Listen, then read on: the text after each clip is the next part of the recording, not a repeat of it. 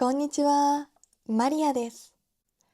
今日もちょっと日本語を聞いてみませんか？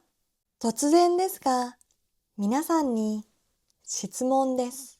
日本語を勉強していて、こんなこと思ったことはありませんか？もっと日本語を聞きたいけど、アニメやドラマは早すぎる。今、なんて言ったの？ちょっと待って。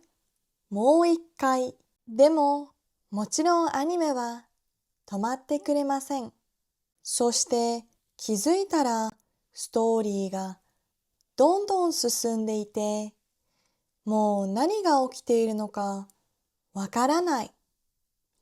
そんな経験ありませんか？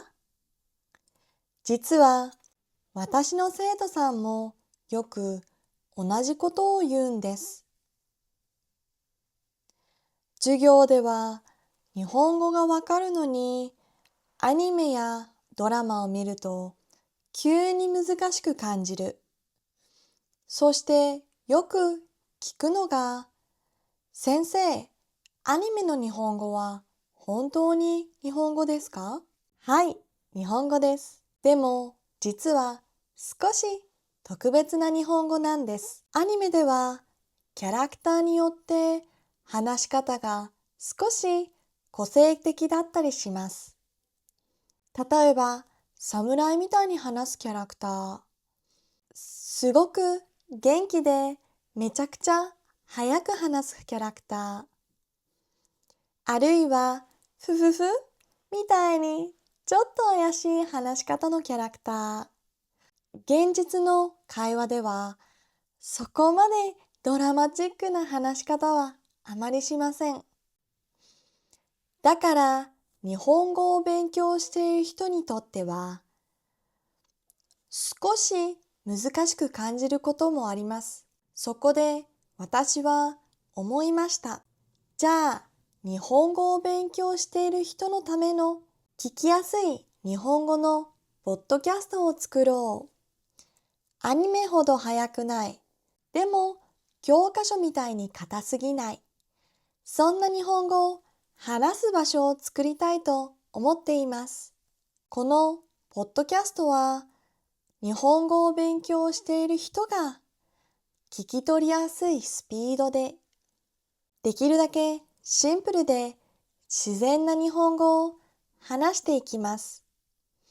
テーマは日本の文化だったり、日本語の面白いポイントだったり、日常生活のことだったり、時々日本語の不思議な表現についても話していきたいと思っています。そして一つ大切なことを言います。もしこのポッドキャストを聞いていて全部理解できないと思っても全然大丈夫です。言語を勉強するとき全部理解する必要はありません。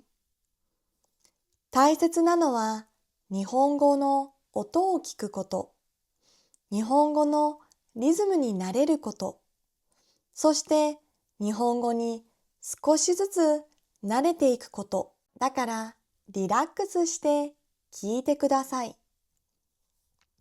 コーヒーを飲みながらでもいいですし、電車に乗っている時でも、散歩している時でもいいです。